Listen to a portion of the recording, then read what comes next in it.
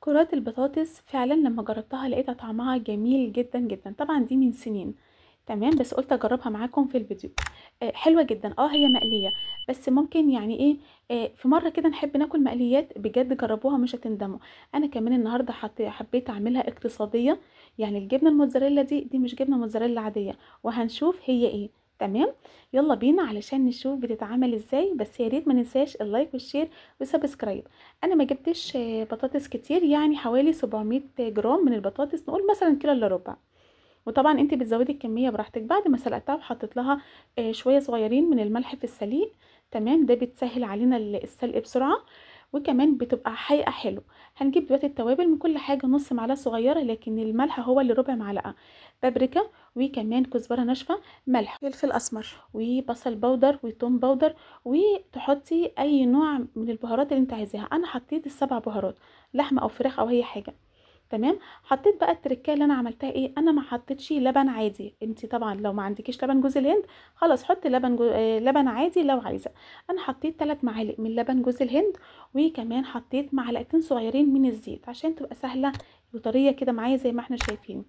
حطيت معلقه من الفلفل المفروم او هريسه الشطه، وبصل اخضر، وكمان فلفل اخضر عادي. عايزه تحطي حامي حطي، بس انا استكفيت طبعا بهريسه الشطه.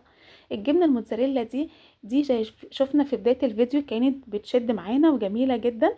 تمام، دي جبنه نباتي، يعني ارخص من الجبنه العاديه. ولما جربناها لقيناها فعلا ما تفرقش حاجه عن الجبنه العاديه خالص في الطعم، وكمان زي ما احنا شفنا في بدايه الفيديو. تمام، بعد ما بجيب بقى البطاطس زي ما احنا شايفين، وشايفين اللون بتاعها، يعني الوان كده صغننه فيها حلو، وهي شكلها بجد حلو معانا. هنعمل كده الكور اللي احنا عايزينها، وكل واحده تعملي الكور اللي انت عايزاها، يعني على قد المقاس اللي انت عايزاها.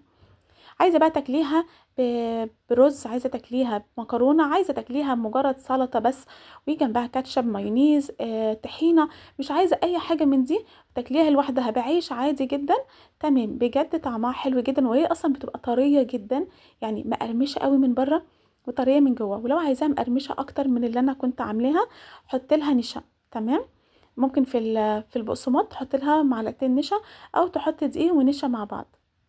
كده بعد ما خلصت الكميه بتاعتي دي، الكميه كلها انا مش هقليها كلها، انا قليت جزء منها. فجبت دلوقتي اللبن، وزي ما قلنا ده لبن جوز الهند. عايزه تحطي لبن عادي، يعني انا عملت الفيديو اللي انا عملته باللبن جوز الهند وحطاه في بطرمان، وحطاه في الفريزر، وكل ما احتاج منه اي حاجه اطلع زي ما انتم شايفين. يعني اهو فيديو واحد مخليني باخد منه وبعمل برضو وصفات.